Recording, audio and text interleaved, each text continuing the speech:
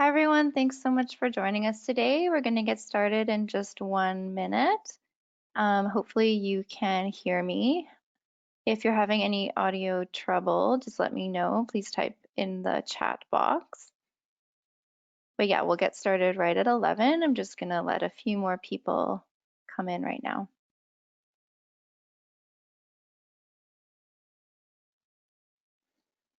For anyone that's joining as well, please look to the chat box for a link to our Slack channel. So you'll have a chance there to introduce yourself to other attendees. You can also ask a few questions at the end of this presentation to our presenters. We won't have a ton of time for questions, but if you have extra questions that cannot be answered, you're welcome to also email the presenters, and their email address is in the welcome message that you received today. Okay, since it's 11, I'm just going to get started. Thank you so much to everyone for joining today. This presentation, this webinar is brought to you by the New Ventures BC competition, which is presented by Innovate BC. My name is Rachel. I'm just going to be helping to moderate today, and I'm from New Ventures BC. And as I just said to anyone who's just joining and missed what I just said, as a reminder, you will be muted throughout the session, and we'll have a few minutes at the end for Q&A. So this can be done via our chat box or Slack, and the Slack link is in our chat box if you're not already connected via Slack. So as many of you know, New Ventures BC, we're here to help BC tech startups. We're a nonprofit organization that recognizes, encourages, and supports entrepreneurship in BC's technology sector, and we're 20 years in operation. So we're really excited. This is our 20th year anniversary and also the 20th year anniversary of WebNames, who's our presenter today. We have 4 programs, 3 of which are not the competition. We have the Distance Venture Acceleration Program. So that helps early stage tech startups get the mentorship they need to take their venture forward. We also have online market validation training. You can join that for free online at any time on our website, and the ISI grant program, which helps BC startups and also non-tech startups, just any company really in BC, get up to $10,000 a year to hire a BC student. And that's the program that actually I focus on. So if you have any questions about that, feel free to reach out to me as well via Slack. Our competition sponsors, they're very important. And of course, without them, none of this is possible. So we really appreciate their support. I'd like to take a moment to thank our sponsors, or our lead partner, Innovate BC. Thank you so much for supporting us for so many years. Our gold sponsors as well, EY, Faskin, SFU BD School of Business, and UBC Sauder School of Business. Thank you so much. Our silver sponsors, the Vantech Angel Network, Volition Advisors, and TELUS Ventures. We actually have a new sponsor as well, which is not on the slide, but CBRE. We thank you so much for joining us, and you'll be on there next time. And of course, also thank our bronze sponsors, Ace Tech, BC Tech Association, Spring, and webnames.ca, who are bringing us today's presentation. So we've got today's presentation, a really important topic for everyone, getting traffic to your website, the basics. We have today 2 awesome speakers, Juliana Horvat, Marketing Manager, and Karthik Balachandra, Marketing Manager.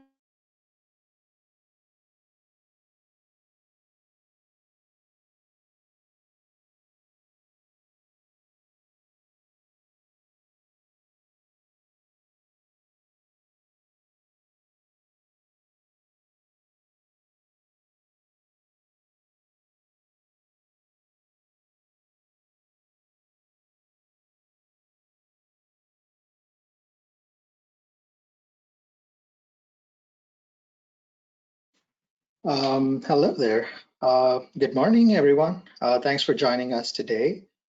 Can I just get a quick confirmation that my screen's visible and that you can hear me all right? Yeah, we can hear you well. All right, great.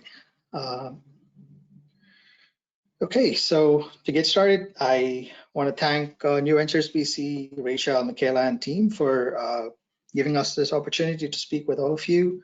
I am Karthik. I'm the marketing manager with webnames.ca, and we hope to speak to you today about some of the basics. Like, we help people build their first websites and to grow from there on. So one of the challenges that we frequently tell that get told all the time from our customers is that they've built the website, but hardly anyone's using it. And how do they make sure that it contributes to the business?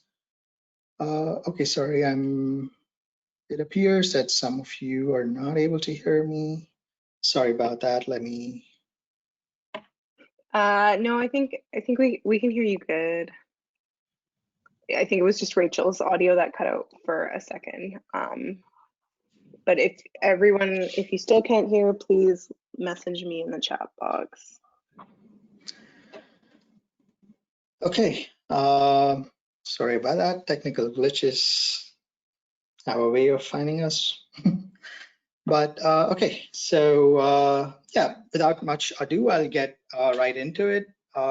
We're just hoping to help you build a framework of how you can answer some of the most basic questions you might have about how you can get the most out of your website. So I'll defer to Juliana Horvath, who's going to get us started today. Juliana?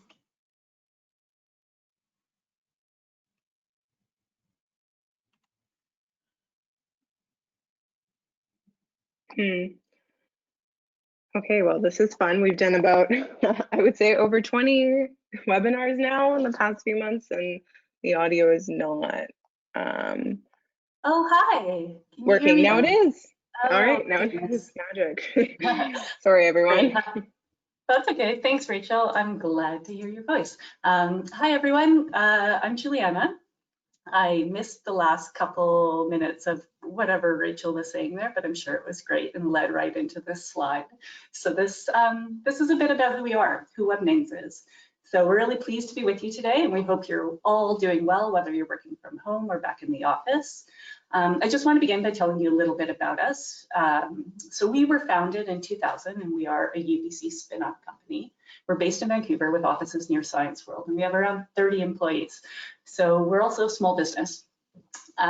What's unique about us is that we were the first CA domain registrar globally.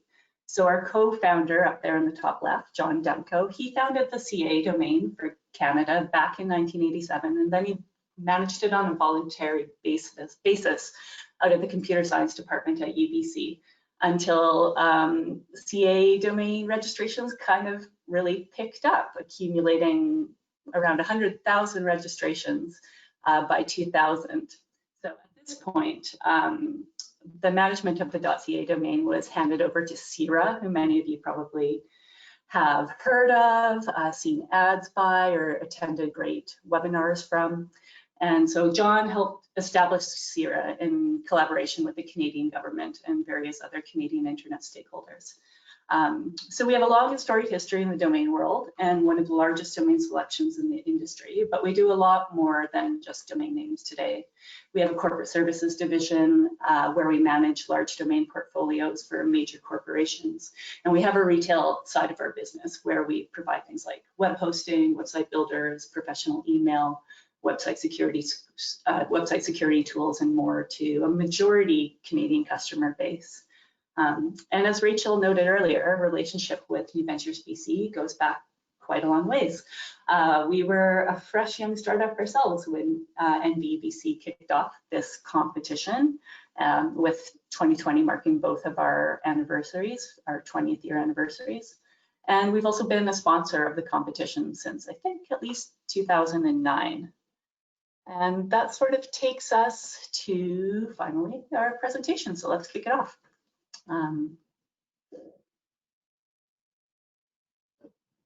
So here's an overview of what you can expect today.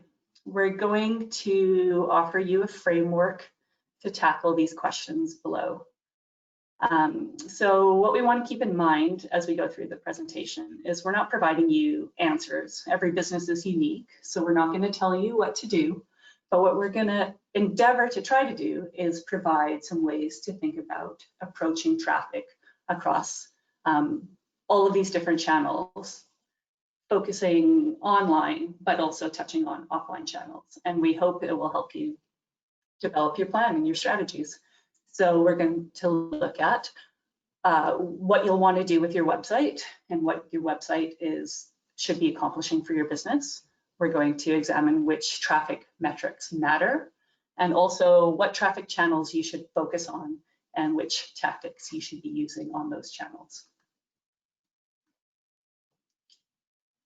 So before we can get to all of that, talking about bigger things like website goals and traffic channels, which we're all here for, we need to spend a few minutes talking about your customers, of course. So whatever traffic generating channels you prioritize to meet your business goals, the goal is going to be ultimately to produce relevant visitors who ideally will convert before leaving your website. But in order to drive that relevant traffic, you need to identify your ideal customers and better understand their various customer journeys. If you already have buyer personas, I know there's a real mix of people listening in today. Some of you might not. But if you do, that's awesome. We know many startups don't, and it can be a challenge for them, or they only have them partially built out. So we're going to just briefly reiterate what they are and why you need them. Personas are realistic descriptions of a person who represents one segment of your customer base. They allow you to sort of think about them and approach them in your marketing activities in a really human way. They help you understand how buyers make their decisions so you can optimize your marketing efforts and your sales efforts. So you'll use them when you're creating content, segmenting email lists, optimizing landing pages, and a lot more. You'll use them for everything pretty much that you do. If you're in the B2B space, you should also look at developing personas for the types of companies your buyers work for. Buyer personas always need to be rooted in data, both quantitative and qualitative data. And they should incorporate the following things as best as they can. So obviously demographics, things like age, gender, education, location, income level if you could get it, stage of life can be quite important. Obviously a millennial and an almost retiree are going to be using the internet quite differently, and you're going to be targeting them differently.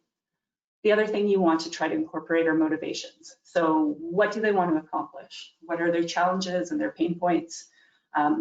What are their drivers for their buying decisions? Motivations will totally differ depending on if your buyers are B2B or B2C and whether they're trying to solve a personal or business problem. Lastly, you want to also tackle behaviors like where they hang out online, who's influencing their purchase, what are their information sources, that sort of thing.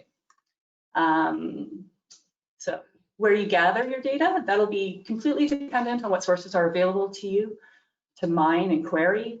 Some good starting points would include things like Google Analytics, demographic reports, Google Analytics funnels on your website to understand their journeys, platforms like Facebook, Twitter, and LinkedIn, their analytics can provide really good demographic information. Internal customer records, we use that a lot because we have really great data that we collect. Online surveys, focus groups, there are a lot of things.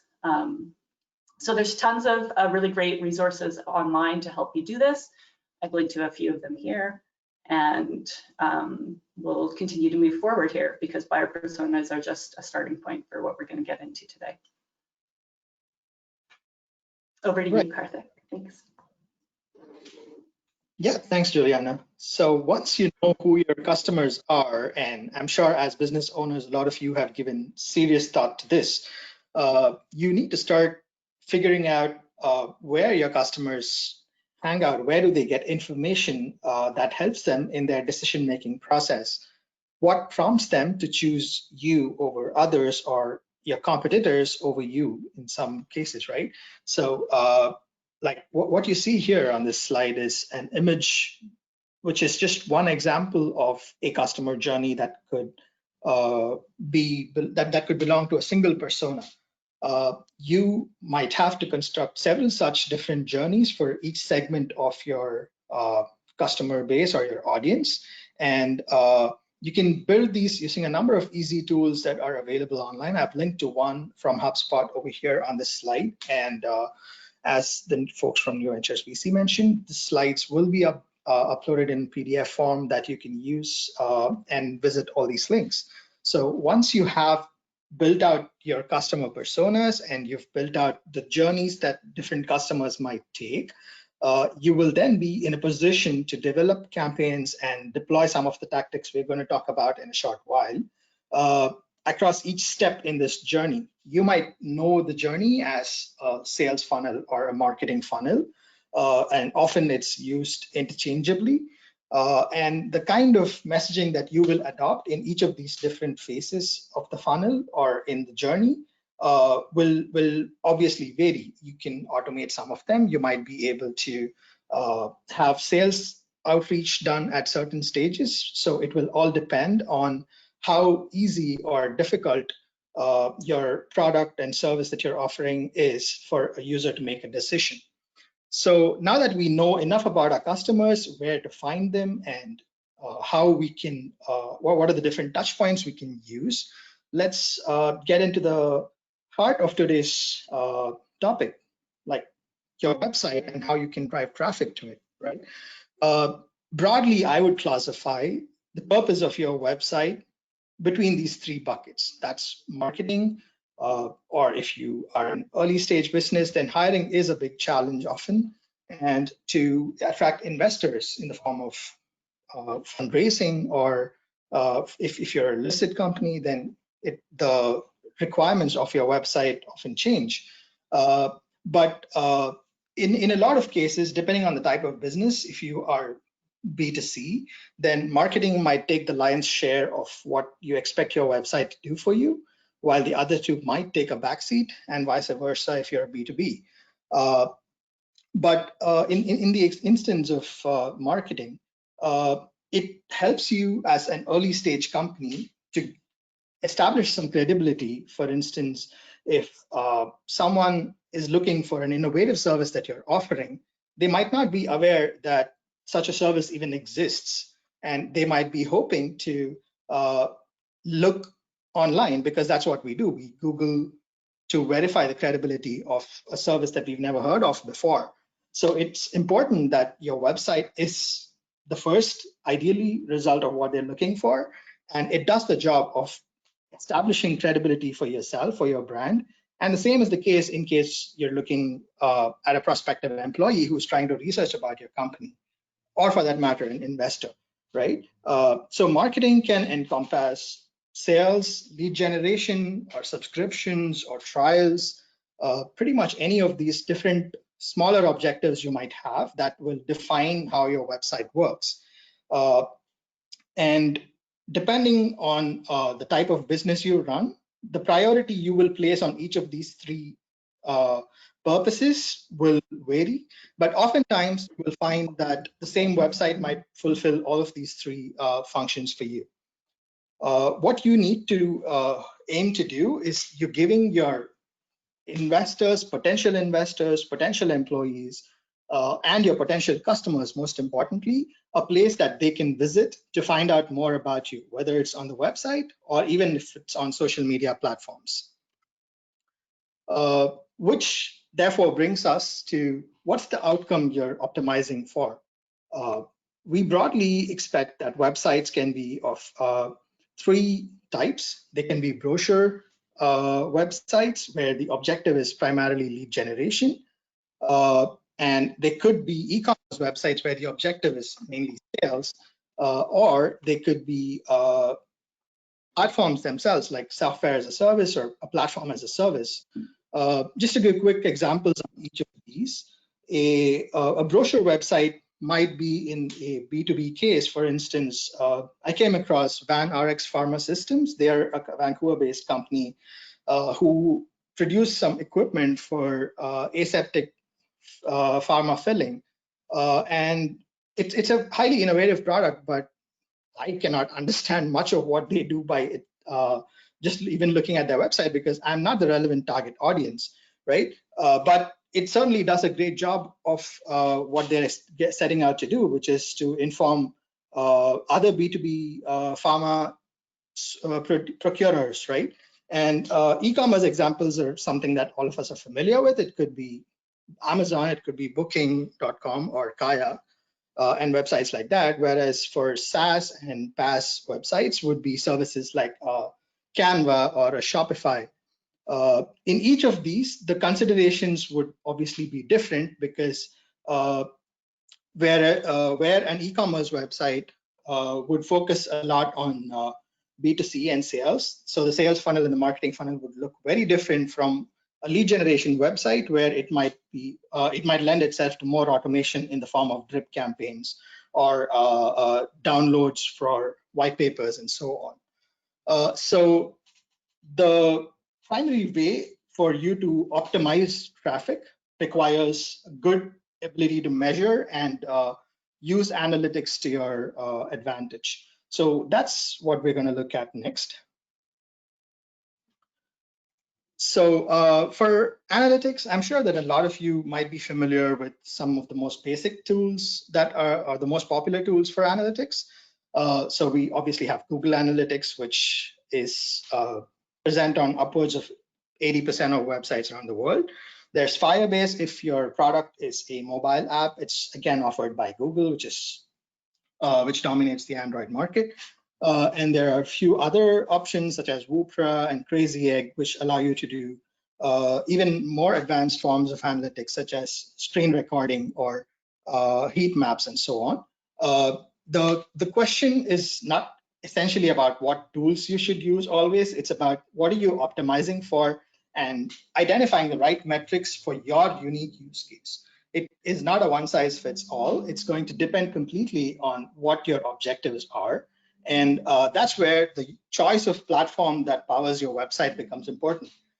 It could be WordPress for a lot of you who are in the early stages of your business, or it could be a CMS and CRM combined platform like HubSpot, which makes things a lot simpler. And it also has its own internal analytics platforms.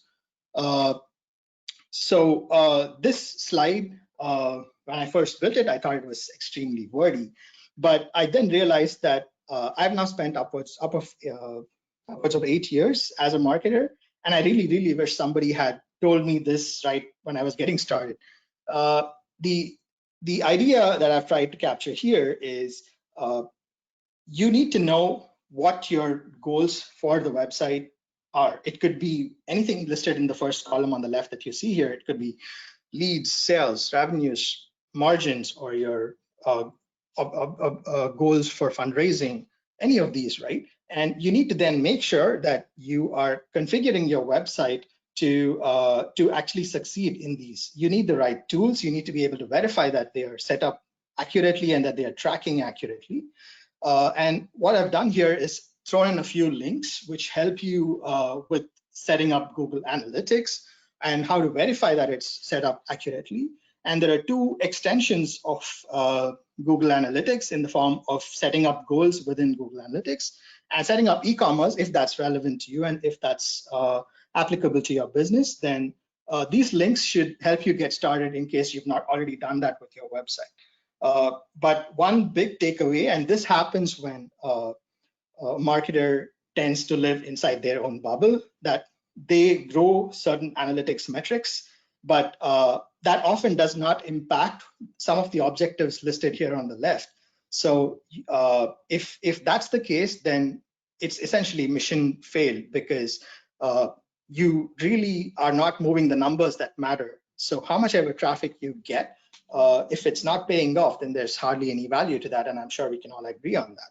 So I would strongly recommend that we focus on first order metrics and objectives, which we will get to in a moment, and you use any of the second and third order metrics, which are usually more not directly related to these primary objectives, only to debug in case you see a sudden spike or a sudden drop off in your traffic. So let's get into the various reports that you should look at on analytics. The metrics that I mentioned here on this slide and the next couple of slides are what I refer to as first order metrics. Typically, again, the case could be different for your unique scenario. If you're a mobile app, then Google Analytics might not do you much good by itself. But if you are on Google Analytics, as most websites are, then I would strongly recommend that you look closely at the channels, the referrals, and the Google Search Console reports under the acquisition section. And what you should be focusing on is not just the users or sessions, but the delta between what you have now and what you had over the past. And as new businesses, many of you are probably hoping to achieve hockey stick growth. So yes, that the growth rate is more important than the hard numbers by themselves often. So you want to be optimizing for those metrics and those factors, and how that ties into your revenue and conversion rate if you have e-commerce tracking installed. And Search Console, the Google Search Console is a very effective way of seeing how your website performs for search engine optimization. So I strongly recommend that you create your Google Search Console account and connect it to your Google Analytics so that you can view all of it in one single view inside of Google Analytics. So from traffic reports, we can move over to behavior reports, where this tells you how your audiences interact with your website. Which pages do they come in through? Where do they go out? And how slow or fast is your website's speed, which has a pretty critical bearing both in conversion rates as well as in search engine optimization. And one thing that I would strongly recommend is event tracking for certain specific actions. For instance, if you're not an e-commerce website, if you are reliant on people downloading white papers to generate leads, or if you are looking at lead form submissions, then event tracking can help you detect events such as someone clicking on the submit button, which is tricky to track in many cases because it often leads to a PDF file, and you lose Google Analytics tracking on that particular file. And the most important thing that I look for, because webnames.ca, at least the retail side of our business, is essentially an e-commerce business, is the conversion report, which has a number of really cool visualizations like what's captured here, the funnel visualization, where it tells you the journey that a customer takes once they are on your website. And it helps you determine where the drop-offs occur, how you can optimize different things at different pages along their journey. And it tells you, you can also tie that into the performance of different products that you might be offering. And the metrics here that you should be looking for here are things like coupon code usage, or if you have an affiliate program, then tracking the performance of different affiliates and so on. Now that we've seen the different sources of traffic as part of the traffic reports, we're coming into how you can actually grow the traffic, what tactics you can deploy across these 6 common channels for traffic. So we'll start off with direct traffic.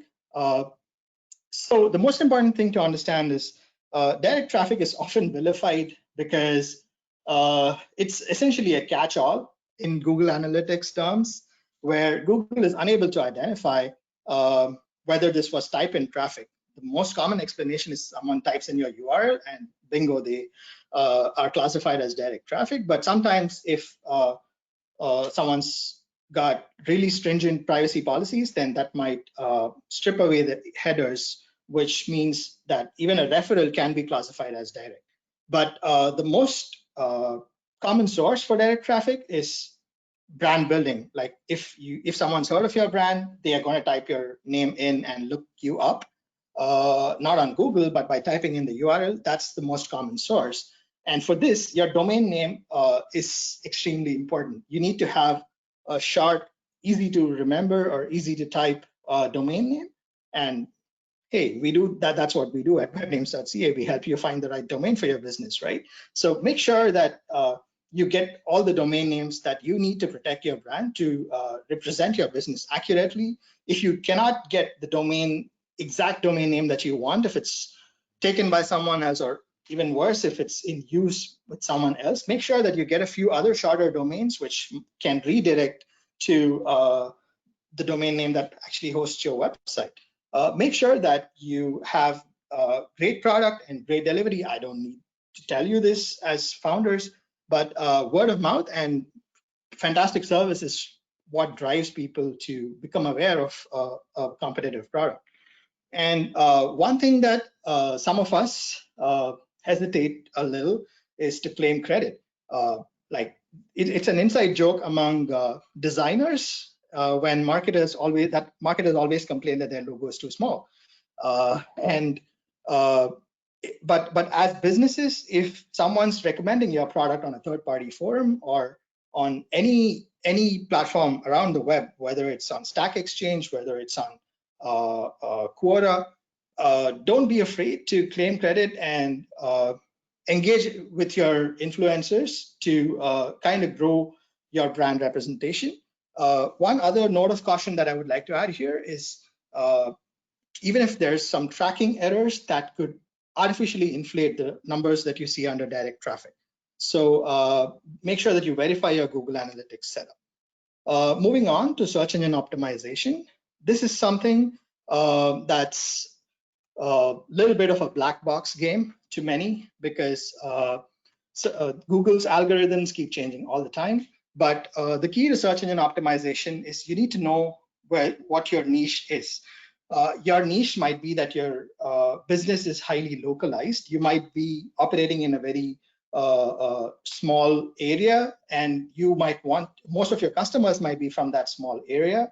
And if that's the case, local SEO is the lowest hanging fruit. It's easier to establish a local presence and optimize for keywords. Let's say if it's Vancouver, then to say that you are a provider in Vancouver rather than to say just your keyword, right?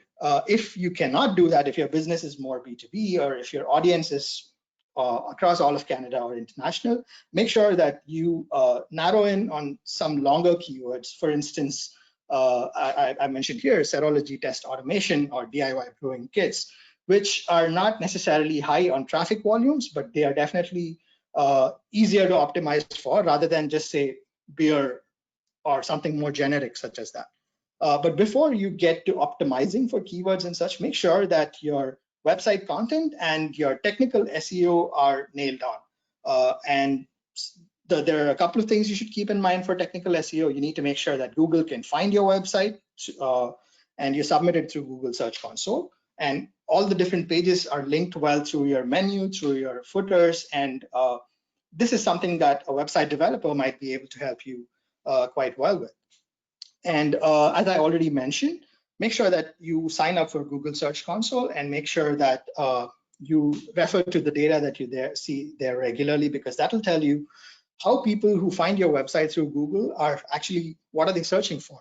And what keywords should you use to create content for your website? And the Google Keyword Planner, which is actually a tool inside of the Google Ads section, can also help you find out who your competition is and who you're up against and what kind of keywords they use. So I have thrown in a few links on the slide, and you can read this in further detail if SEO is the most effective channel for your website. And once you have all of these, you can develop a plan to optimize the content at different parts of your website. And that is the easiest and most sustainable way to grow your website traffic by using Google's algorithm. Moving on to paid traffic, as early stage businesses or early stage startups, people don't often know you, and there's not too much name recognition outside of your network. So that initial impetus has to come through paid campaigns, whether it's search campaigns on Google, or it could be display advertising, or it could even be industry niche magazines or websites. From my personal experience, and I've worked across both B2B and B2C, I would strongly recommend that if you are not in the business of visual goods, like tactile goods or physical goods, then display advertising is usually hard to nail on unless your targeting is extremely, extremely precise. I would recommend that you go in for paid search. If whether or not you are in a product or a service or just an online virtual product, I would strongly make the case for remarketing. What remarketing does is, I'm sure many of you might be familiar with it, where you've looked up a product on some website, let's say on Amazon, and then you see ads chasing you on any other website that you visit. It's basically because they dropped a cookie on your browser and now the ad follows you. You don't need to be as annoying as I know some websites can be, but it's a really, really effective way of making sure that someone who's visited your website once gets relevant ads, and it's easier to make them come back to your website and complete the sale than finding an entirely new person to make the same, follow the same journey. One other thing here is if you are a business that requires lead generation or that requires more of a B2B account-based marketing approach, then I've found that prospecting through platforms like Growbots or even the LinkedIn Sales Navigator and LinkedIn InMail are highly effective because especially with early stage startups, the person doing the outreach would have a fairly senior role. That's something you can leverage when you're doing campaigns through these platforms. The one tip that I would leave you with for paid traffic is make sure to use conversion tracking and optimize based on conversions. Your conversion could be a completion of a sale, or it could be the completion of a download for a white paper that you're trying to promote. And that brings us to referral traffic. Referral traffic is essentially earned media, and there are different ways you could do this. And so it could include paid sources, it could be review websites, top 10 listings. Make sure that you capitalize on any good reviews that you get, engage with influencers, engage with press, and make sure that if you are a CXO, you leverage your own personal social network and spend some time. It takes a little bit of effort and a lot of goodwill to be generated in the society, but it's going to pay off in the longer term. So with that, we move over to email traffic, and I'll hand over to Juliana for that. Oh, hi, thanks. So I'm going to spend a bit of time on email traffic because email is one of your most valuable drivers of quality traffic. So email comes from your existing leads and your customers, so they are already more invested in you. It also has among the highest ROI of any marketing activity, somewhere between $38 to $42 for every dollar that you spend. So it can be really effective. Building your email list, which is my second point there, building your email list is a big, meaty topic in itself, but it's the basis of your email traffic. So customers and leads churn both involuntarily and voluntarily over time. People leave their jobs, they unsubscribe. So building your list will require continuous effort. And there's a lot of tactics that you can use to grow it, from integrating set and forget signups across your website and content to incentive offers, gated content, and more. Any of the big email marketing tools like Campaign Monitor, MailChimp, or Constant Contact have a bunch of great resources on how to grow your list. And of course, it should always be permission-based, but we don't need to say that. So B2B or B2C. So before we get into the tactics that can help you drive traffic from your email campaigns, we need to consider what your business is. Are you B2B or B2C? This answer will determine how you structure your campaigns. For example, businesses typically have much longer buying cycles. So think weeks to months for a business buying cycle. And there are probably more than one stakeholder. You can almost guarantee it. This means you'll need more diverse content across a longer period to nurture them along compared to an individual consumer whose sales cycle is a lot shorter, oftentimes maybe even 24 hours after an email. There's a lot of other differences to be mindful of, so I've linked to some good resources in there to sort of distinguish B2B and B2C. So you're going to want to use segmentation and personalization whenever possible. Email rates vary across industries. The average is around 15 to 25%, and the average click-through rate is more like 2.5%. So you can really up your open rates with segmentation and personalization. Personalization can be as basic as using a subscriber's name in a subject line, or as sophisticated as giving them product recommendations based on their browsing history. All the big email marketing platforms today support personalization tags. They make it really easy.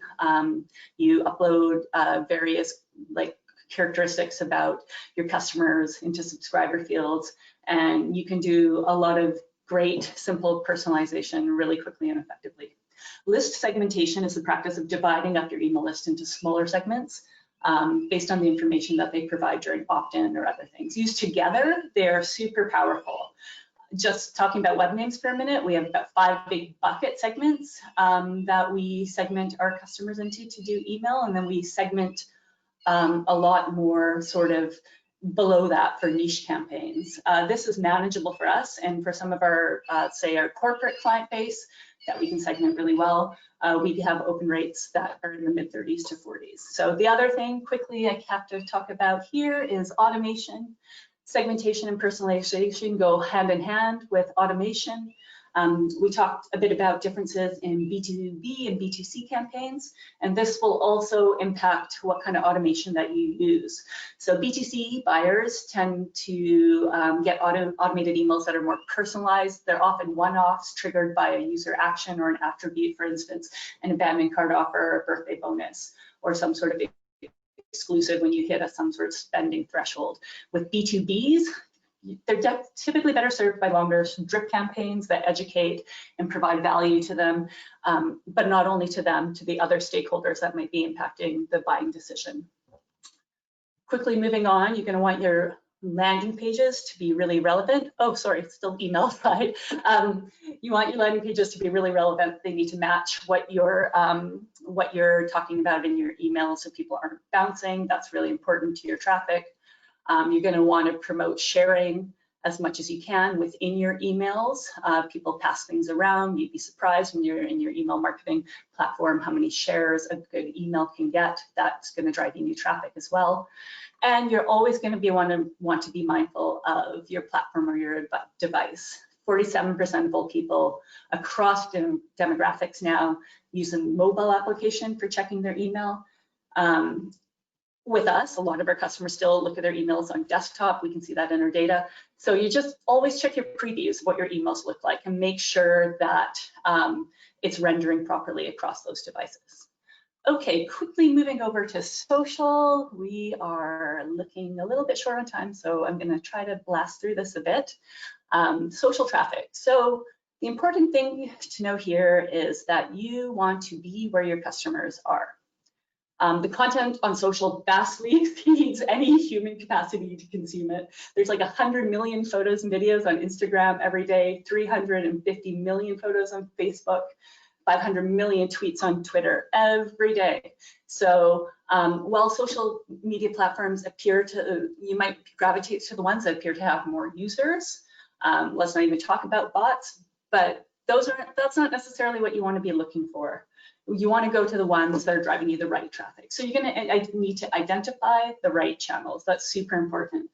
When you're a smaller business, you need to focus your energies, and social is no different. Be where your customers are. When it comes to generating traffic from social, an engaged audience will drive way better results than a big one. So depending on whether you're B2B or B2C, you'll prioritize your channels differently. That said, you should try to maintain a presence on all of them because they'll all create brand awareness and surprisingly can send you some marginal traffic, even on the ones that you aren't heavily participating on. So for example, if you want to connect with potential investors or partners, you're going to preference something like LinkedIn over Facebook. B2C companies tend to focus on their social platforms to increase sales and engagement and brand awareness, where B2B, you're going to want to probably focus on brand development and customer acquisition. But the thing to remember about B2B stakeholders always, they're people too. So they're on all the platforms. So you can really reach them anywhere. It might not be where they're looking for business information, but you can still make an impact on a platform where you might not typically think is the right fit for your business. So other things you're going to want to do is optimize your profile. That's really important. Lots of profiles have no descriptions, no relevant keywords. So do your brand justice with a really good logo and infuse some personality into your description to spark curiosity. Optimize your content.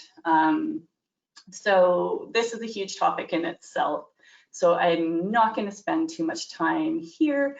Really, you want to be aware of the nature of the platform. So say Twitter is conducive to timely content, newsjacking, trending topics, things like announcements, customer support. So, LinkedIn, as we talked about before, is much better for media content, business-focused content. You can always provide additional value on LinkedIn by responding to things like trending posts or reward followers on more BTC channels with things like special offers or a story. So you really want to optimize your content for the channel. There's lots of great resources online how to do this. And as much as you can, be visual, be visual, be visual. Even on LinkedIn, a visual post with good imagery will increase click-through rates by something like 68%. I've linked here to a couple of great resources from Buffer and Hootsuite. We'll point you to all sorts of free tools. Creating high resolution, beautiful images has never been easier or more free. So look at those tools, figure out how to do it. You want to understand what type of visual content your audience finds the most engaging, and dive into your historical social data for your major platforms to see what's had the most engagement in the past. New ventures, you guys have a really nice Instagram feed, and all your feeds, you can see their branding and their color schemes are really cohesive. That is really great. That also helps drive traffic. Your styling, which we talked about in visuals. The other last couple things I want to talk about here is you want to pay attention to timing, schedule your most engaging posts, offers, content news for peak activity times. You can figure this out by just doing sort of a Google search on peak activity times for your platform, or mine your own analytics. Like for us, our peak activity times are between 9 and 11 a.m. Pacific time and 1 and 2 p.m. That's when we get the most engagement and most click-throughs, taking traffic to our website. Engaging, we talked a bit about this earlier, but engaging with people directly will help drive that qualified traffic to your website. People have grown really weary of bots and generic responses, so personalized, timely responses to tweets and comments is really important whenever you can do it. Taking the conversation a step further by showing that you're an SME on something, by answering questions or engaging in conversations, tagging on feedback, and developing conversations on hashtags. This is really great. If you can spend the time doing this, it'll really broaden your visibility and drive new leads to your website. But you have to make sure it's relevant and not spammy. Lastly, on social, you're going to want to boost your posts where you can. So use Facebook, Twitter, and Instagram ads to boost that traffic to your website, especially if you have a big news post, a great and timely blog post, or simply notice that a post of yours is catching higher than normal engagement. This doesn't cost a lot of money. Don't run it for a long time. Do this in short bursts, and it can be really effective and inexpensive, and is a really good way to sort of broaden your visibility among new leads and get some new hits on your website. Okay, so offline channels. I realize that we're running late, so I don't know, Rachel, if you want to chime in. Otherwise, we'll just keep going, and it seems like we still have most of our attendees sticking around. So offline channels. Offline channels don't get enough attention these days, but they really can drive traffic. So let's not forget them. These really support your brand, especially when they're strategically integrated with your online channels. I, for one, have followed the instructions of my favorite podcasters to go to www/something many, many times when listening to a podcast. Boom, that's offline channel driving online traffic. So this slide shows a combination of both owned and paid offline channels. Every time you promote your brand, be it on swag items, business cards, billboards, podcast sponsorships, mailed invoices, we do this to our customers, we still mail people domain renewals, whatever it may be, make sure to be referencing your domain name. This is easier for us, web names, because our brand name also happens to be our domain name, but whenever possible, own your brand name as an exact match in the most relevant extensions for your audience, like CA or COM, in the case of Canadian companies, and then forward it to your primary website. This is what all the major brands do. Like you go to Nike.ca, you're immediately taken to the com. You go to Nike.de, you're immediately taken to their primary website on the com. They have all their extensions. Over the years, we've brokered the purchase of hundreds of domains for companies who want to own their primary brand name as a com or a .ca. Because domains are what we do, like this is something that it's great to see more startups, more young stage businesses doing, buying the exact match domain name for their brand, because it really, really is a smart marketing investment. If you're directing visitors to a specific landing page, always use your branded URL, so web names, instead of some gobbledygook link shortener URL. for example, you know, webname/Vergecast. We wish if we could advertise on that podcast, or webname/BIV when we put print ads in Business in Vancouver. Traffic driven by these activities can also be measured. Karthik talked about this earlier with direct, as in direct typing traffic. So you can see it in a few different areas. So landing page or direct traffic under Google Analytics. Landing page or direct traffic under Google Analytics can be found, is one way of tracking this. And that depends whether you're just using your branded domain name, webnames.ca, or specific URL. So those two areas are places to look to see if you're getting traffic there in GA. If you're doing local offline advertising, you can also try applying something like a geo filter in Google Analytics to see if your ad was effective in a specific region. And generally that's going to be, you know, on something that you're doing for a sustained amount of time, but that can help. And Karthik also mentioned Google Search Console earlier. Google Search Console is great. So you can go in there and, you know, if you're doing a big, you know, swag giveaway or something like that, you can go into there and see if there has been an increase in search queries on your brand name for a particular date range. So that's all I'm going to kind of tackle for offline channels, but like I said earlier, it's important to try to integrate them with your online channels. Oh yeah, so this is our digital marketing basics checklist. Karthik, I'll let you speak to this.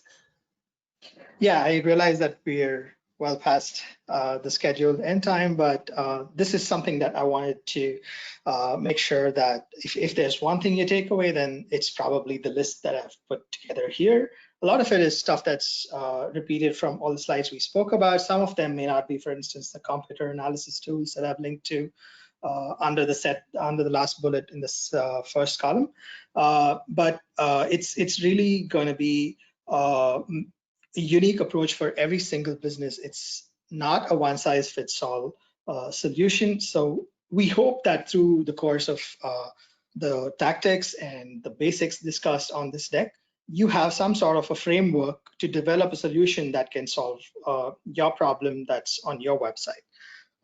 And I'm not going to go through each of these points, but as we already mentioned, feel free to write into Juliana or me on marketing@webnames.ca, and we're happy to answer your questions at the end of it. And if there were any questions, and if we have the time for it, Rachel, you can probably chime in now, or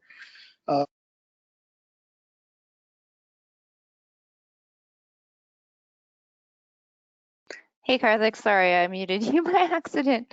Yeah, we just had 2 questions on the chat. So everyone, thank you for still being around. I know we've gone a little bit over time, so if you have to go, please go. If you'd like to stick around just for a few questions, we'll be just taking a few questions and then ending the presentation. So we had a question from Alex, and he says, we are developing a physical product for a niche consumer market. What do you think about the value of adding a blog to our website while the product is still in a fairly early prototype stage? Yeah, if that's okay, I'll take this one, Julie. So it's a great idea to add a blog, and it also gives you a great way to create more content that can help Google attract and send more traffic your way, because you can tackle more keywords and more topics that are of interest to your audience. But one thing you need to make sure is that the content that you publish there goes really well with the products that you're building, and that you can do justice to the volume of content you can put over there, because in the initial days, your blog is likely to have not too many posts, and it might appear a little too thin to visitors who end up there. So make sure that you have the processes in place to have some, when you launch, you have at least 5 posts on there, and that all those posts link to the pages where your action actually happens, whether it's a sale or a lead generation action. It's a great idea, but make sure you're ready before you launch it. Okay, thanks, Karthik. This is a good question. Enzo asks, how do you approach offline channels during COVID-19?